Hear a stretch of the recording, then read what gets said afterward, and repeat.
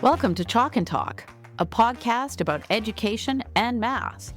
I'm Anna Stokke, a math professor and your host.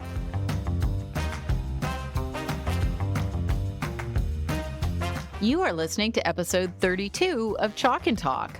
My guest in this episode is Dr. Jonathan Plucker, a professor of education and director of the Education Policy Program at Johns Hopkins University. I have been eager to dedicate an episode to advanced education, and I've also received messages from teachers and parents with questions about acceleration and academic streaming, which are closely related topics. Jonathan is a renowned expert in these areas, so I was thrilled when he agreed to join us and share his expertise. In the episode, Jonathan discusses flaws in traditional advanced identification methods and advocates for universal screening to ensure equitable access to advanced programs. We cover various interventions, including acceleration, and discuss the drawbacks of de-streaming or anti-acceleration policies. We also discuss equity concerns. We talk about flexible ability grouping and the need to challenge stereotypes about advanced students, and more. Jonathan emphasizes that education should meet the needs of every student, including students who excel academically, and he provides concrete advice for doing that. A key takeaway from this episode is that offering advanced programs benefits all students, and ideally, every school should include advanced programming. Jonathan's passion for his field and deep understanding of the research really shine through in this conversation. It made me reconsider the best ways to serve advanced students and all students, really. I learned a lot from this discussion, and I hope you do too. And just a reminder that the resource page for this episode has links to articles and other resources discussed in the episode. Now, without further ado, let's get started. I am honored to be joined by Dr. Jonathan Plucker, and he is joining me from Connecticut today. He is a professor of education and director of the Education Policy Program at the Johns Hopkins School of Education. He previously served as the Associate Dean for Faculty Affairs and Julian C. Stanley Endowed Professor of Talent Development at Johns Hopkins in the School of Education and the Center for Talented Youth. He has a PhD in educational psychology, a BSc in chemistry education, and he was a teacher in a New York elementary school before getting a PhD. He has over 300 publications and is author or editor of 10 books on education policy, talent development, and creativity. He has worked with educators and policymakers in most U.S. states and several other countries. He has been ranked several times as one of the top 100 most influential academics working in education in the U.S., and his work has been cited in the top 0.25% of all education researchers. And I am very excited to hear about his work today. Welcome, Jonathan. Welcome to my podcast. Thank you, Anna. This is going to be a really fun conversation. Let's start by defining our terms. So one of the things we'll be talking about today is students who really excel academically. And I'd like to make sure that I get the terminology right. In the past, such students were often called gifted. Is that the correct terminology, or is advanced a better word, or what terminology should we use? That's a really important question. And I know it's going to sound to lots of people like this is a semantic difference, but if you'll just bear with me, it's not. Traditionally, we have used the term gifted, and that led to lots of sort of traditional education practices where we played what I like to call find the gifted child. We increasingly don't use that term anymore. We talk about advanced students. That's my preferred phrase. There are other terms. But I like that more because a lot of people have problems with gifted education, and it's that G word that clearly throws them off. Who has a problem with academic excellence or with advanced education or with advanced talent development? We have no problem with that in sports. Yes, we talk about gifted athletes, but more often we talk about talented athletes, advanced musicians, advanced arts students, people who have artistic skill. In general, we kind of moved away from the G word to sort of broader language. And part of that, to be very frank, is a lot of our sort of technology to help identify highly, highly talented students really did a good job of finding kids who were performing very well. But we just tended to miss lots of kids who had high potential, who should have been advanced, but weren't getting those opportunities. And so, again, I know to lots of people, they'd be like, hey, we've used gifted for decades. It's fine. It's really not. It's not about finding the gifted child. It's about finding students who need more academically. And I know that's very, very colloquial, but that's really our goal here, right? Is not to find the, student who, quite frankly, may be an advanced math student, but has access to all of the advanced coursework, high quality curriculum, highly trained teachers. They don't need more because they're getting what they need. But there may be a student in a less resourced school who is not getting any of those things, who could be performing at the same advanced level. Does that mean that they're not gifted? I've heard some people argue that. That to me is just a crazy conversation. No, they're advanced. We just haven't gotten them there yet. And then finally, although I could talk about this for hours, I do think that people do have this stereotype that there's a very limited number of gifted students. There's really no empirical support for those beliefs. They're just opinions. I like the term advanced because it's just broader. How many students can work at an advanced level? How many students need more advanced services academically? Who knows? Let's see how many we can get there. Maybe it's not 2%. Maybe it's 20 or 25%. Maybe it's more. Who knows? At least that should be our goal. But if you keep using that gifted term, it's so archaic now. I think it just pigeonholes you into serving too few students. It leads to all sorts of equity issues. It makes the hair on the back of people's necks stand up. It just doesn't serve us very well. So throughout this conversation, you're going to hear me talk about advanced students, bright students. I'll be surprised if I actually slip and say gifted. What you're saying makes a lot of sense. So it's just using the word gifted maybe makes things a little too limited. And there's sometimes this implication that there are very few people that were born with this talent, right? And there are very few people who are these kind of geniuses, when in fact, there are a lot of students out there that could work at an advanced level that we're maybe not reaching. So you won't hear me use the term gifted either. Awesome. And we will talk about advanced students today. But nonetheless, even the word advanced. So some people might say it's damaging to use words like advanced to label a student. Maybe it creates too much pressure for a student who is determined to be advanced, or maybe it makes other students feel that they're not as competent if they don't get to go into an advanced class or if they're not labeled as advanced. What are your thoughts on that? As you can imagine, I have heard this assessment of the danger of a label for a long time. And let me just share a very quick anecdote that I think is kind of funny. There was a Stanford professor a few years back, of whose work I'm sure you are familiar, who put out a video in which she was interviewing Stanford students, and they were all talking about the gifted label and how much it harmed them. And my daughter, who was a senior in high school at the time, was walking through the room as I was gritting my teeth watching this video. And she stopped behind me for about 15 seconds. She listened to a couple of the students. And as she walked out of the room, she said, I would love to be so damaged that I have to go to Stanford. And it just really kind of made me kind of snap up and go, oh, yeah, this makes no sense whatsoever. Their lives were ruined by this label, so they had to go to Stanford. And I thought, kids are tougher than that. And I think when we talk about, these sensitive snowflakes, if they hear this label and they don't get it, I guess I would respond with two different things. The first would be, kids are so much tougher than we give them credit for. And then this is a point that I'm going to come back to throughout our conversation. And then the second part, bridging back to talking about terminology, then just don't label them. Just provide them with advanced services. You don't have to label children. That's something that adults do. And the kids know who the talented people are among their peers.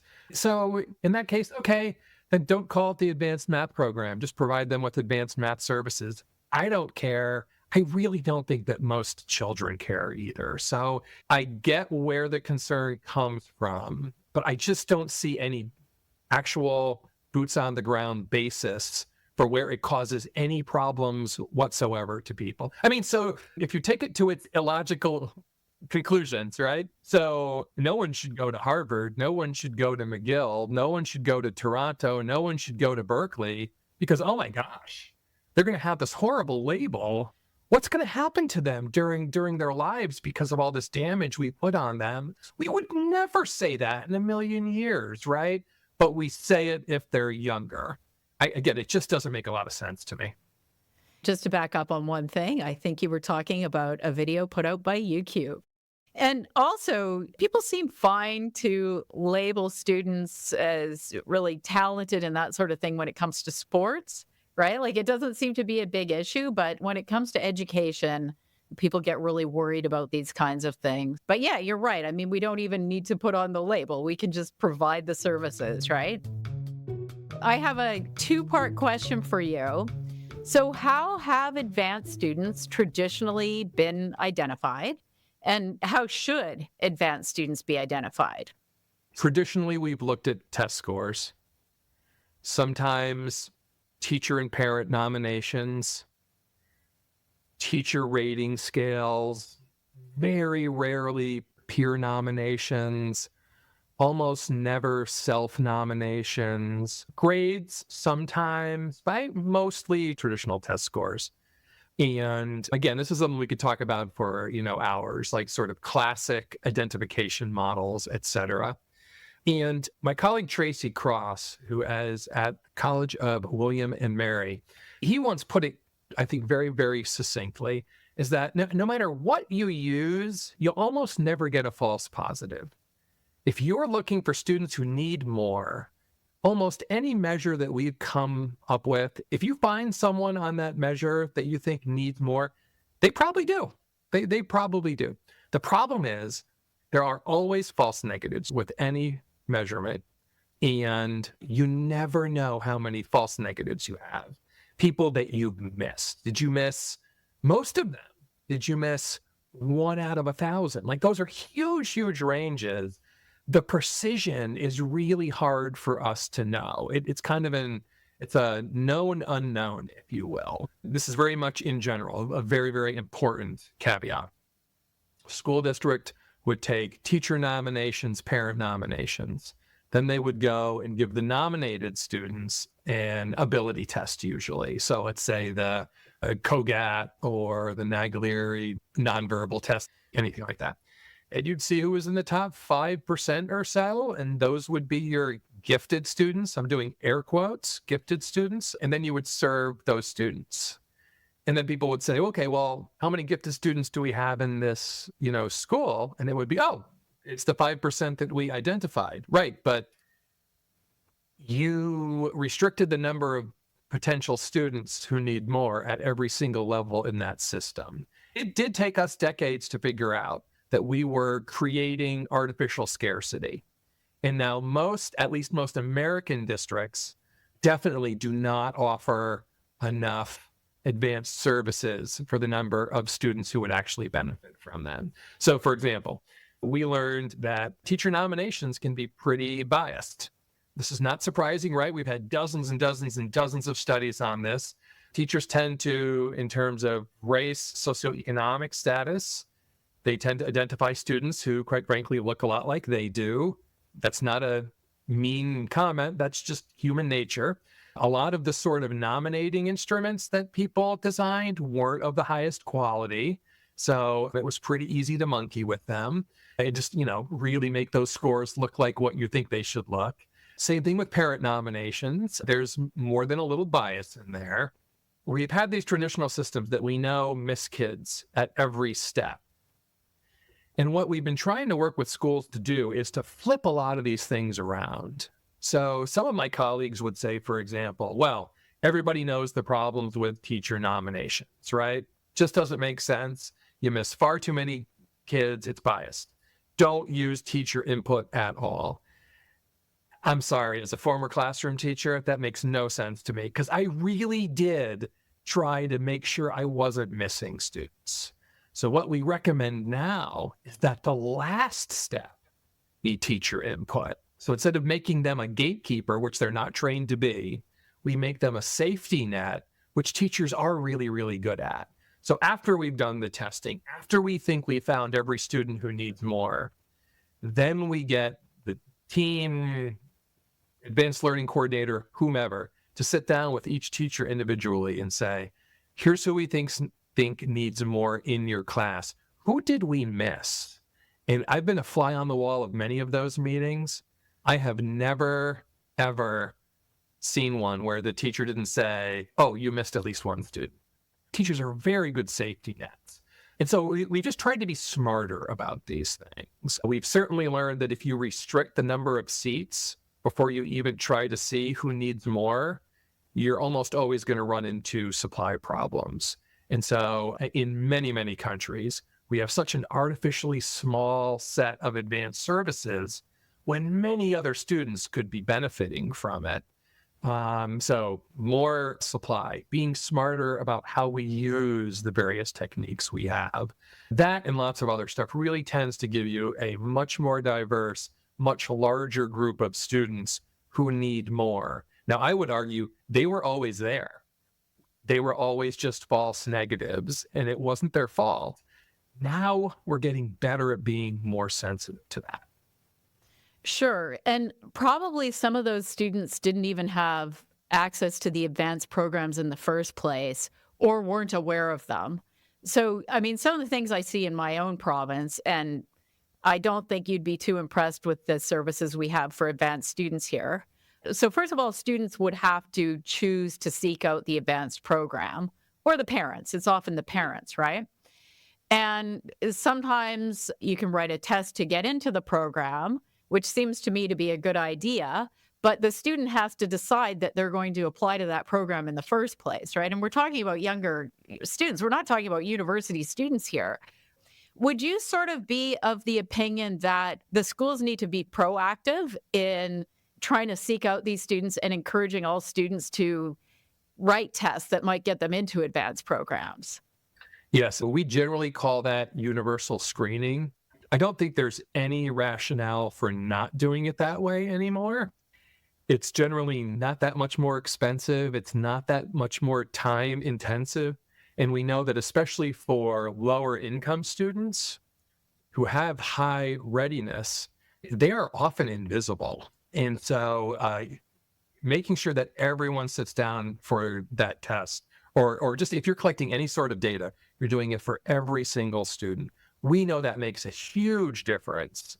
And in fact, if we go into any school or school district where we get pushback on people saying, we just don't have that many talented students, we don't have that many gifted students, the first thing we say is, okay, just go back and look at the data that you already have in hand. We'll come back and you tell us how many students you have that probably need more, quote unquote, just based on those data.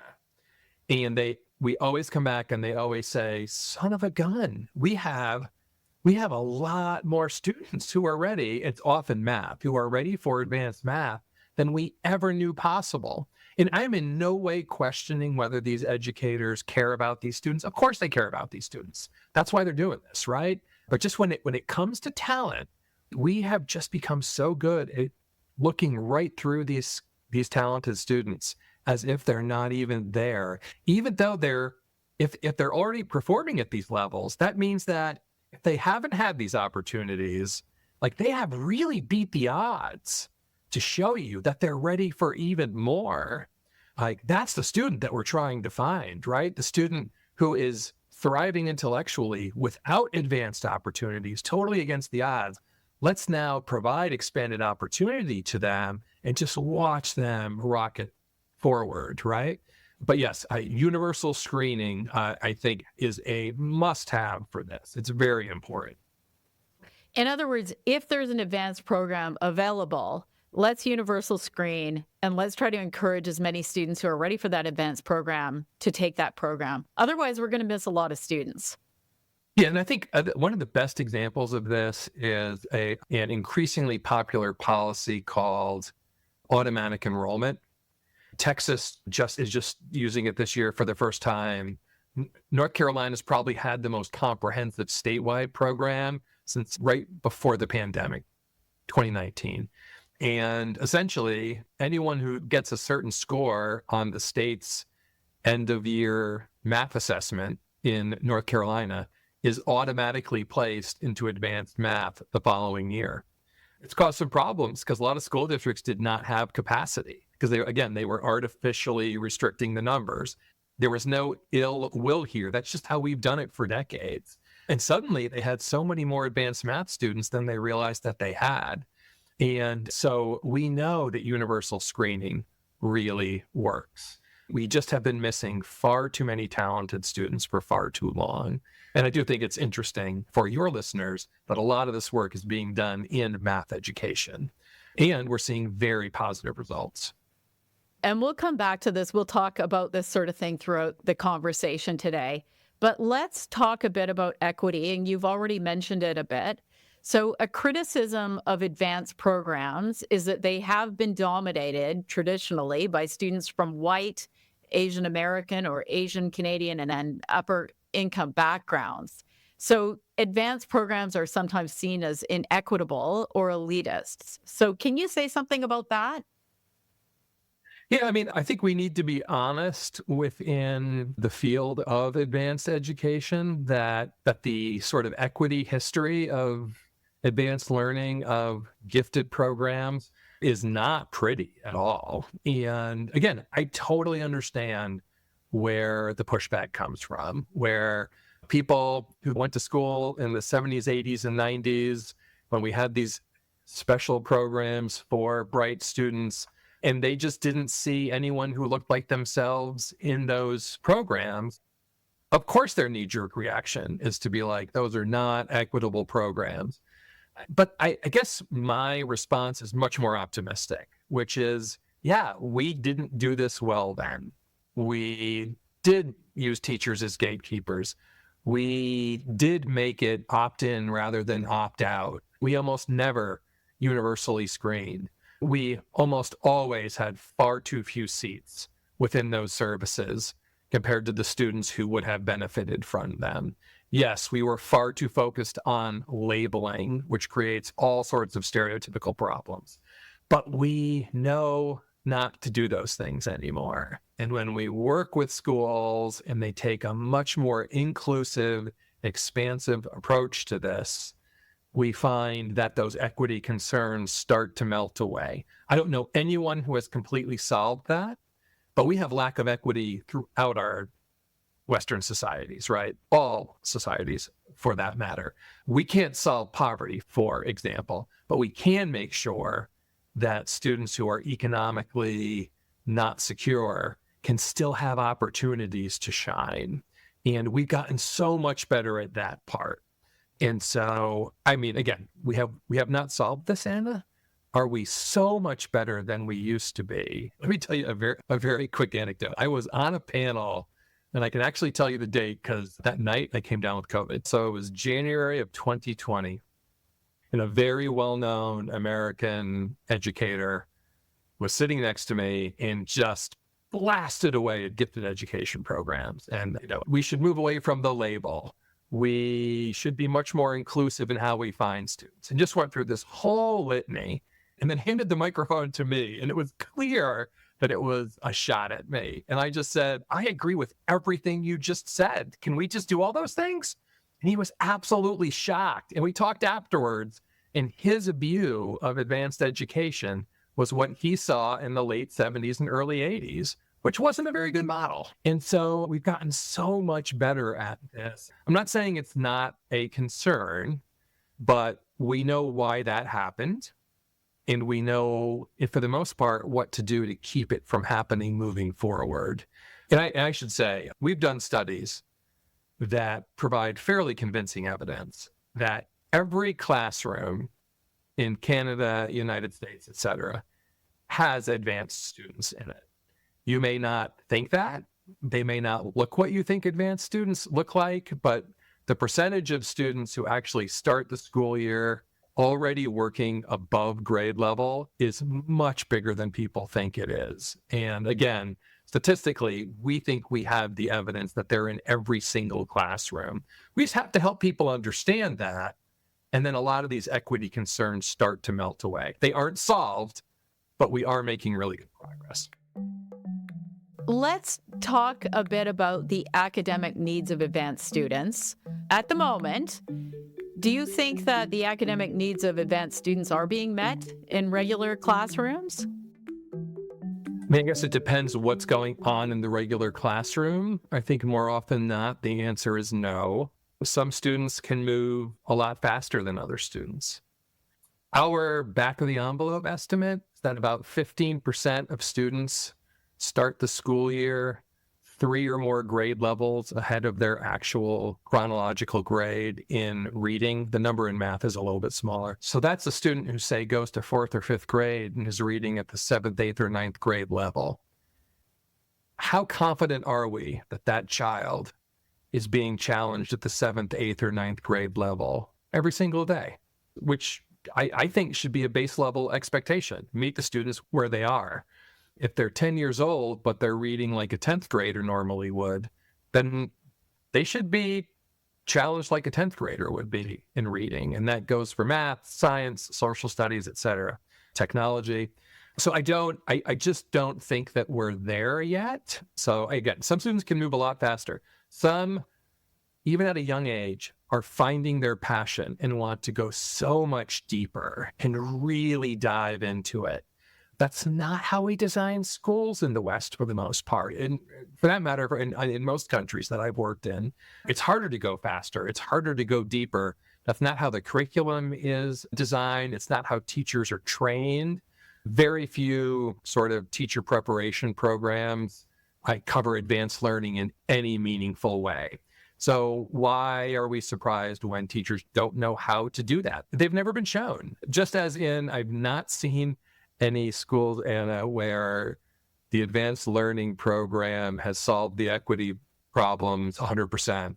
I've yet to see a school where they've really figured out advanced learning within the regular classroom 100%. We still have a lot of work to do.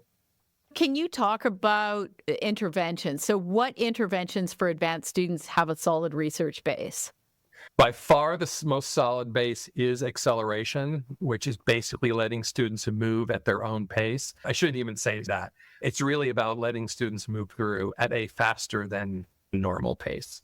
Everyone hears that and thinks grade skipping. Grade skipping is not at the top of the list for me. There are over 20 different forms of academic acceleration. When I was an elementary school teacher, we had a 5th grade student who took math with the 6th graders. And quite frankly, he probably should have taken math with the 7th or 8th graders. But it was just in math. He was just accelerated in that one subject. And during math time, they worked out his daily schedule so that he could go and do that. That's acceleration, single subject acceleration. It can be a special school where the entire curriculum moves faster. It can be grade skipping. It can be cluster grouping within the regular classroom where you've got one teacher, for example, who does have training in advanced math instruction, who has 5 or 6 of her students every day in math are that grade's top math students who are ready to be accelerated. So cluster grouping. So the teacher can really focus on the needs of that group of students rather than have them spread across several different classrooms. I've never seen a study, and we have several large-scale meta-analyses now that also provide evidence of this. I've just never seen a study of acceleration where it didn't work. There are always social and emotional concerns. Oh, if we accelerate students, we can't have a 12-year-old sitting with 13-year-olds. Horrible things are going to happen. The research says that that's just not true. Even with more radical acceleration, problems are very, very rare in terms of social and emotional problems. I would argue that acceleration is actually one of the most well-supported strategies we have in all of education. Like, we know it works, and it has very few downsides to it. And again, kids aren't snowflakes, right? So whenever I hear people say, well, we could accelerate her, but what if it doesn't work? And I always say, then stop doing it. She'll forget about it within a few days. You're the one who's going to remember, right? So let's just try it and see if it works. Odds are it's going to work. If it doesn't, this is not medical testing, right? It's just we're trying to do something that we think the student is going to benefit from. Let them accelerate in some way. If it works, great. If it doesn't, let's tinker with it. And then we can just give up if we have to, and we'll try something else. But acceleration is probably one of the best tools we have in all of education. And again, to the point that we both raised earlier, right? In sports, coaches accelerate all the time. In the arts, music, dramatic arts, visual arts, coaches, teachers, instructors accelerate all the time for students who are ready to go faster, deeper, et cetera. It's just within academics that we're scared to do it for some reason. When you're talking about acceleration, what I'm hearing, I think, is that you're talking about accelerating grade level, really, right? Accelerating curriculum. Curriculum more than grade level. Okay, got it. So what I've seen in my own province in younger grades, so say prior to grade 9 or something like that, instead of acceleration would be what I'd call enrichment. So there might be an enrichment class for some students who excel in math, and they probably wouldn't really accelerate in terms of the topics covered. They'd essentially cover the same topics, but go further with it. So like harder problems or prepping for math contests. So what about that? We don't have a lot of research on that, which is interesting because it was probably the first way that most American and Canadian schools addressed advanced learning was what I would call that enrichment, going sort of deeper. But we actually don't have a lot of empirical research on that. What we do has come out of Western Europe recently, and it's actually fairly positive in terms of evidence of additional student learning. Not as much as most forms of acceleration, but it's still significant.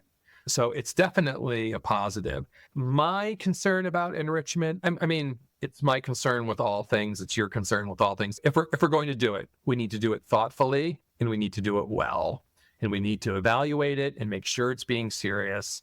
My own personal stereotype that I have to get past is just seeing 70s and 80s gifted programs that were enrichment-based, that were mostly students just playing and having a good time. And that's great. I want kids to play and have a good time. But then others would point at the programs and say, wait, how is playing and having a good time not something that every child should be doing? There is no good response to that because they're 100% correct. I don't want it to be frivolous. I want, which is probably too strong of a word, but I want it to be substantive so that, like, yes, if you are going to go deeper, like I was a former elementary school science teacher. If I had more advanced students and I had extra time to do something, it's like, okay, I'm going to teach you about, I don't know, dispersion interactions in chemistry, something that you otherwise aren't going to get until maybe high school. But you're fifth graders and you're really into this. And this actually helps you understand this a little bit better. This is going to blow your mind, right? And just go a little bit deeper. I think that that's fantastic. Or, to actually see how some of these concepts get applied in the real world. So I remember teaching advanced math to third and fourth graders, and they were doing sort of intro geometry stuff. And I was like, oh, photography is a great way to think about perspective. And so we just did photography for a couple of weeks where we just talked about, okay, this is what you saw. This is what the picture looks like. Why are they so different?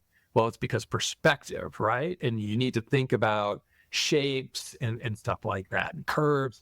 That I think is good too. I think the combination of the two, acceleration and enrichment, probably does lead to the best outcome for students. because it is both interesting and challenging, and you can always make it a little different every single day with them. So it's probably the combination that works better than anything else. With so many students struggling, though, so for example, in math, a lot of students struggle in math. It might seem that it's just best to pour resources into identifying struggling students and giving them the support they need. I mean, advanced students are already doing well, right? Can't we just leave them alone? Maybe it's like advocating for Starbucks Frappuccinos when you can't put food on the table. So, what's the case for providing resources for advanced students too? Well, in my view, public education, or just education of the public in general, private school, public school, what have you, it isn't just about getting students up to sort of minimal competency. That's absolutely a goal that we should have for every single child, that like we do whatever we have to do to get them up to grade level every single year, of course.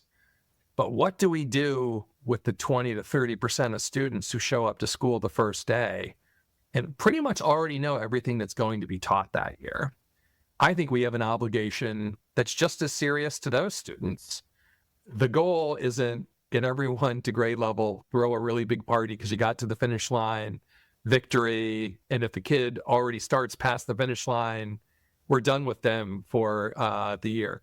That traditionally is kind of how schools work, right? I think a much better way to look at it is every kid comes to school and they learn a year's worth of learning every single year, regardless of where they start.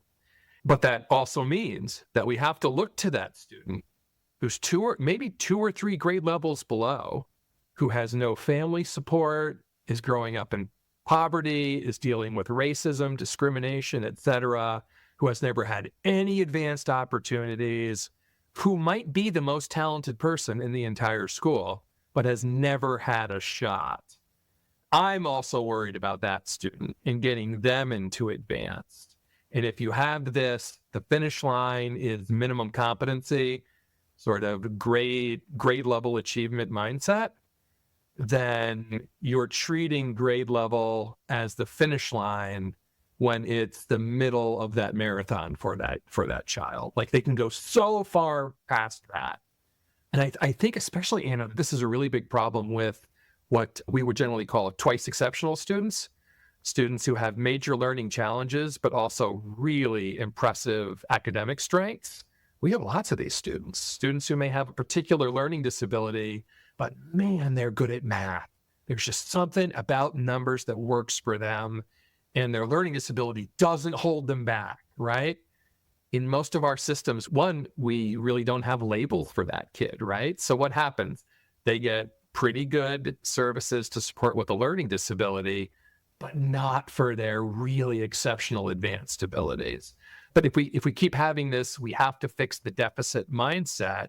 The twice exceptional student only gets help with their deficit and not with those amazing strengths they have. So there is no finish line. It's something that I'm constantly telling educators is there's no learning finish line. It's an infinite path forward. How far can we get every single student every year on that infinite path? That's our goal. And grade level achievement should be like the first hurdle for us. Yeah, I agree with you. And to add to that, I mean, I was just reading this article in The Economist this morning, and they said the best thing you can do for the economy is create more brainiacs. We shouldn't be holding students back. We should be doing our best to make sure that students can achieve to the highest of their ability. And that's why you're all about talent development, as you call it. I think at this point, like talking about the situation of a school district like San Francisco Unified over the past several years, like really, really illustrates a lot of these points that we're talking about today, right? And that a number of years ago, the school district was very concerned about equity in their advanced math classes in high school. And their solution was, we should get rid of advanced math classes in middle school, teach everyone together, try to get teachers to use advanced differentiation and things like that, and that would really help with advanced achievement for every single group of students. So essentially, in order to get more advanced equity, they decided to remove advanced opportunity. It's no spoiler alert. It's been covered in the media broadly that it was an absolute disaster, right? It absolutely tanked advanced math, which is the area I should note in which they were primarily doing this. Advanced math just fell off a cliff. It was hard for college-bound students to even take calculus or any other advanced math class before they left high school. They just fell so far behind because they weren't provided advanced opportunities, right? So instead of using universal screening, instead of drastically expanding advanced math courses in middle and high school, they went in the opposite direction. Instead of using teachers as safety nets, they just took away the opportunity completely, right? Just like everything that we've talked about today, they did the opposite of. And several of us said at the time, hold on a second, there's no empirical support for doing this. You're almost certainly going to really hold everybody back if you just obsess on getting everyone to grade level. So many of your students are past it, and so many others could go past it if you gave them the chance. You're taking away the chance. So who's going to excel now? Anyone who can find private options for their child, right? You've just made equity problems so much worse. And we were all told that we were chicken little, the sky's not falling, you don't care about kids, blah, blah, blah, blah, blah. It doesn't make me feel good that we were right, because that's so many students have lost opportunities to thrive in the rest of their lives. We're going to pay a price for that we've lost essentially a quarter of a generation of students there didn't have advanced opportunities. Society is going to pay a price for that. This is one of those things where, yes, it's great for the student if we do this well. We all benefit from doing advanced learning well, every single one of us. And I've talked about what happened in San Francisco United School District a couple of times on the podcast, and I'll include links to those episodes in the show notes. So based on your knowledge of the research on acceleration, you predicted that San Francisco's experiment, which prevented students from accelerating in math, would be a disaster? I was highly skeptical, and I was especially skeptical when the district started to trumpet the fact that it was working. And I thought, wow, they already have assessment data. And I went and looked, and it was all participation data. And I thought, well, where are the student outcomes? And you didn't expand the number of seats in these advanced courses. So that means that you decided to pick winners and losers. So it's not that you've increased advanced opportunity. It looks like you've just distributed artificial scarcity in a different way. That never works out. And it took another three or 4 years, but that's exactly what we're starting to see now. And it's just very, very sad to me, because this was totally predictable and totally preventable. There are better ways to do this, which we've been talking about. I want to sort of dig into this a little bit more, because we've been talking about acceleration, and there are a number of terms out there. So there's tracking, there's what we call streaming. So streaming here tends to happen at around grade 9 or 10. And there's certainly a movement to de-stream math. In other words, have all students in the same math class, even in high school. And so this is one thing that a lot of teachers have written to me about and are very concerned about this. They don't think this is going to work. I just want to get to the bottom of this. What does the research say about this? And again, the argument tends to be that if you look at the streamed classes, you will see that fewer Black and Indigenous students, for example, are in the more advanced streams of math. So the argument is, if we de-stream the math classes, we won't have those differences. Can you say a bit about that? Oh my gosh, there's so much to say about that, right? Let me actually start with what my final point probably would be, just basically based on what you just said, Anna. My concern is that people with social capital will make sure that their students still get really good advanced math or advanced whatever. They're going to do it outside of the system. and children whose families don't have that social capital, the financial wherewithal, the connections, know the right tutors and programs, et cetera, they're never going to have those opportunities. So you're just moving opportunity outside of the school system, but you're putting it in places where most students can't access it. So you're literally making it almost impossible to get advanced opportunities. I never use the word tracking, and some of my colleagues feel differently about this, but tracking to me is putting kids into groups that they can never get out of. There's no justification for that. And it has a very bad 1960s avoidance of like civil rights law feel to it for me. And so tracking is just bad. Flexible ability grouping is a whole different ballgame for me. And the reason why I think you need to think about it is that I think it's better than the alternative. The alternative is you do put everyone together in the same class, and then teachers are responsible for differentiating instruction for all the different grade levels of student readiness that they've faced in that classroom that year. In a lot of studies, it can be 5 to 9 grade levels of student readiness from students 3 or 4 years, and sometimes farther below grade level. And in the same class, you're going to have students who are 3 to 4 grade levels above. And the teacher's going to have to be able to track all of that, provide curriculum, instruction, activities for it. I would love to live in a world where that actually worked. I've never seen it work. I've never been able to find convincing studies that show that it really works. Flexible ability grouping is narrowing that range so that the teacher still has to differentiate. It's a core teaching skill. Every teacher has to do it. But now they're differentiating for 2 or 3 grade levels of student preparation. And they have the curriculum, assessments, the training that helps them work with that level of student and get them to the next level so that they can all keep moving up. I just think that makes a lot more sense in terms of actually being effective. I think it's much fairer to both students and especially teachers. We are struggling to get young people into the classroom in most Western countries now.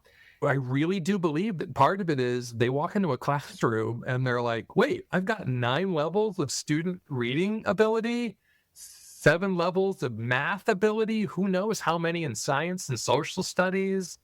Like, how the heck do I do this? I don't have any training in this. I don't have a pre-differentiated curriculum. I don't have flexible formative assessments to use here. Like, this is literally impossible.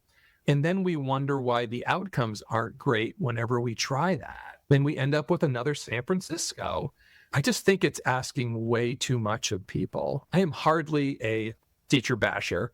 I think we've got great teachers in both of our countries here. They just have no training in this. The curriculum isn't aligned. I just think we are acting like differentiation is a molehill and it's Mount Everest, the way that we've designed schools. That's not fair. Again, I've never seen it work out for students. About this flexible ability grouping that you're talking about, you're an advocate really of flexible ability grouping. At what age would this start, say? I debate this with colleagues all the time. I think 3rd grade is probably the latest that I would start it, at least in math. And younger than that, I would be okay with not doing it if you're being very flexible about acceleration. So if I have a kindergarten student who comes in, and let's just stick with math, and like this kid has a number sense that is off the chart, I want her to be in maybe taking math with the 1st grade teacher or something like that, just to make sure that we're not putting the brakes on them so early on, and then just leaving everything else as it is, letting them explore, have a really good kindergarten, 1st and 2nd grade experience. But when I was an elementary teacher, 2nd grade is where you really started to see the spread in student readiness, especially by like the middle of that 2nd grade year. You could really notice students who were just chomping at the bit for more, and others who needed to be pushed to more a little bit, and then others who just really needed some extra help to get up to grade level. So I wouldn't start it any later than third grade. And I'm not saying, again, that you have to rigidly track these kids in third grade and they're stuck there forever. That's not flexible, nor is it really ability grouping to me.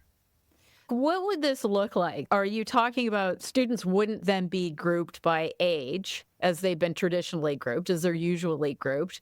They'd be grouped by where they're ready to learn at the level they're at academically. Is that the idea? I've been making this prediction for 10 years, so we'll see if I'm right in another decade. But about a decade ago, I started saying, in 20 years, people are going to say, why were we still grouping students arbitrarily by age? It doesn't make a lot of sense. And since then, you see it a lot more in athletics, sports. A younger student who's really excelling in like a club team does now tend to get bumped up fairly quickly to where their ability level doesn't necessarily match their age anymore. We see it in the arts, especially music, all the time. I think it is starting to happen, but yeah, to me, it would not be a graded school. There would be certain outcomes that we expected of students every single year. And if a student can move through them much more quickly, that's good for everybody. It's more efficient. It gets them excited about learning. They can't wait to come to school because they're never spinning their wheels. Now, I say all of that. I am fully cognizant of the fact that we do not have a single school building in North America that is designed to handle this. But you know what? We have technology. We have artificial intelligence. We are seeing people homeschooling and doing mostly virtual learning with their children so that they can move at almost any pace. I think we're going to get there eventually. And there are certainly hybrids and things like that, but I would just love to see someone start to actually move in this direction. And especially with what I think artificial intelligence is probably going to get us, say, in the next 5 to 10 years, I think it's probably more doable than people think it is. Until then, Anna, if you show me an 8th grader who is passionate about math and is ready for calculus, I say find a way to get that 8th grader some calculus instruction. Let's see. Maybe that's too slow. Maybe they're going to move even faster than that. Maybe by their sophomore year of high school, they really need to be taking advanced linear algebra courses with the local university, right? That's the way it should work. We do it a little bit, but we should probably be doing it a heck of a lot more. And I think if we provided the opportunities to students and didn't treat them as these easily damaged, delicate snowflakes, I think people would be surprised the percentage of our students who could handle advanced work in at least one area in which they're super passionate. That number could be 50%, which would blow people's minds when they're used to thinking of gifted are the top 2 to 5%. Maybe it's 50. It's just a very different conceptualization for people. But we will get there eventually. I am sure of it. At the very least, we probably want to rethink this de-streaming stuff. Absolutely. This anti-acceleration stuff. It probably isn't having the intended impact, and it probably won't. As you pointed out, it's just going to create more inequities. And I also wonder, you have this wide range of students in a class, and it's not good for the advanced students because they're not getting the challenge they need. What about the students who are struggling? How does it impact them? My take on the sort of flexible ability grouping literature, this is my take across dozens and dozens, if not hundreds of studies, is that in terms of student learning, flexible ability grouping tends to help that top quartile. It tends to help the bottom quartile. The middle 2 quartiles, it helps a little bit, but it's not that different, which kind of makes sense because if you don't know how to differentiate and you're freaking out because you've got all these different readiness levels, you're kind of going to teach to the 4 or 5 levels in front of you, right? And not so much those other groups. So it helps the kids who need more challenge and need more support the most The kids in the middle, it's not that much different from what they're currently receiving. So in many ways, it is an equity intervention because it is helping those students who are struggling, but that's just not how people traditionally look at it. But it makes perfect sense, actually. It does. Everybody's going to get their needs met academically. That should really be the point. I also wanted to ask you about the impact on teachers. So that is why I keep hearing about this from teachers, and they're saying that de-streaming, particularly I'm hearing about it in Ontario, that it's not working, that it's difficult to meet all the needs of the students in the classes, and that the teachers are just really, it's causing them a lot of stress, a lot of frustration, and they actually don't even want to teach some of these classes anymore. So I'm wondering, are there higher teacher dropout rates or more sick leaves in these kinds of environments where all the students are grouped together? I've never seen any research on that. I have seen sort of large scale surveys of teachers, and they all reflect what you just said, which is that teachers find it frustrating. They know there's a better way to do it.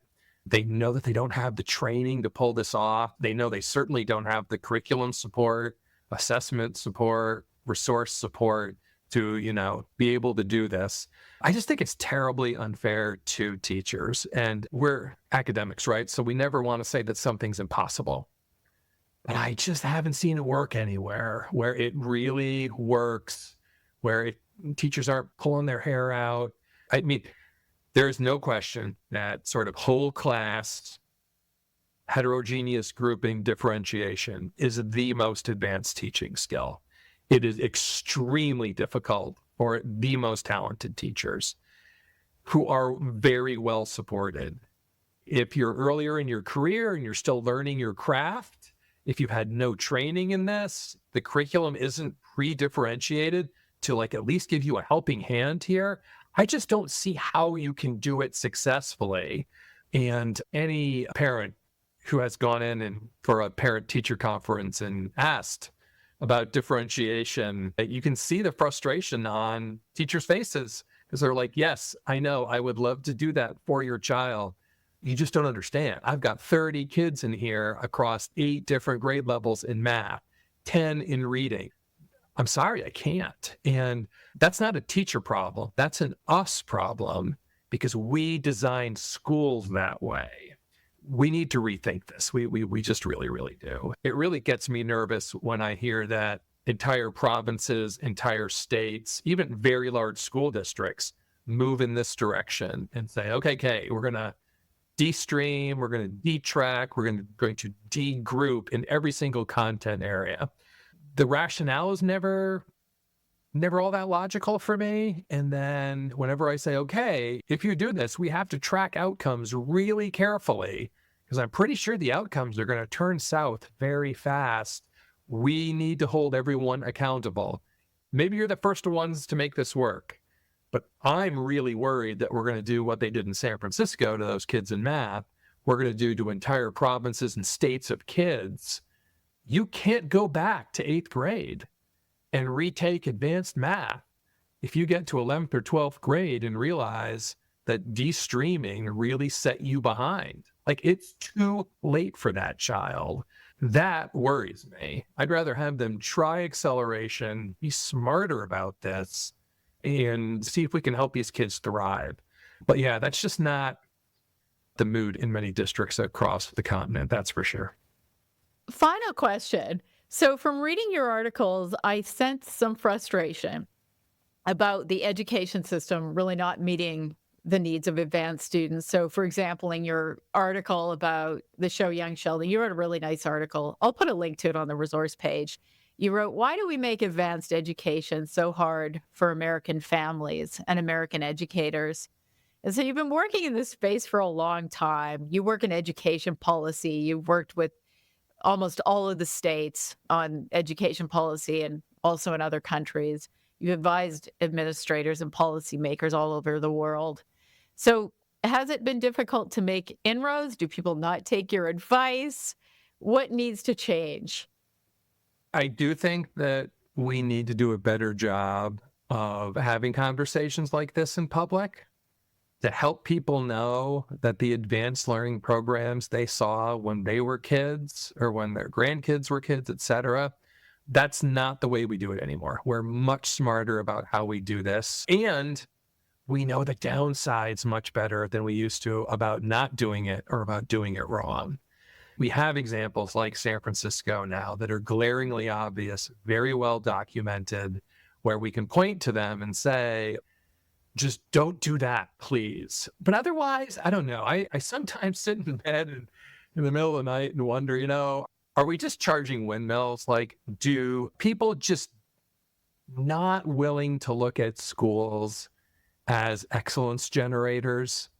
And I have to be honest with you, I'm staying optimistic. When students go off to college, all of a sudden, being an excellence generator in education is the name of the game, right? And so it's not like it's this inborn thing where all humans think that we need to treat every kid the same when they're in K through 12 education, or I should say in all of education. So I think part of it is just us making the case better about why things like de-streaming may sound great, but they're utopian, and they're utopian because they don't work out. They sound good, but they aren't good. They don't produce the outcomes you want, and often they produce the exact outcomes you're trying to avoid. We haven't done a great job working with policymakers to get them to understand that. We also, and this is true in every single country, future principals, future superintendents, future teachers, future guidance counselors, future school psychologists, social workers, they all need to have coursework on advanced education. If you're going to be a future math teacher, you need to know how to differentiate for advanced math students, period. You need to have someone in the front of the room speaking to you about how all the stereotypes, these kids will thrive on their own. They don't need help, blah, blah, blah, blah, blah. All those stereotypes have to be addressed, not reinforced. We see very few examples of people actually doing educator preparation. Like give our colleagues the tools to do this. We're not doing that. So there's a ton of work to be done, Anna. I'm not going to sit here and say, this is going to be easy in the next few years. I'm going to keep charging this windmill because I really believe we should have advanced learning in every school in the entire world, because every school in the entire world has advanced students who aren't having their needs met. It's good for the students. It's good for their families. It's good for us whenever they really develop those talents. That was an awesome way to conclude. So let's rethink the stereotypes.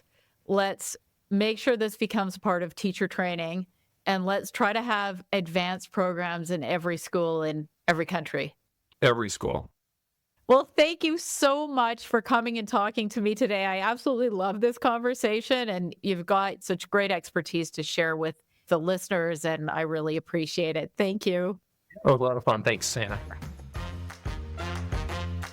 As always, we've included a resource page for this episode that has links to articles and books mentioned in the episode. If you enjoy this podcast, please consider showing your support by leaving a 5-star review on Spotify or Apple Podcasts. Chalk and Talk is produced by me, Anna Stokke, transcript and resource page by Jasmine Boisclair, social media images by Nicole Melem Gutierrez. Subscribe on your favorite podcast app to get new episodes delivered as they become available. You can follow me on X for notifications or check out my website, annastokke.com, for more information. This podcast received funding through a University of Winnipeg Knowledge Mobilization and Community Impact Grant funded through the Anthony Swady Knowledge Impact Fund.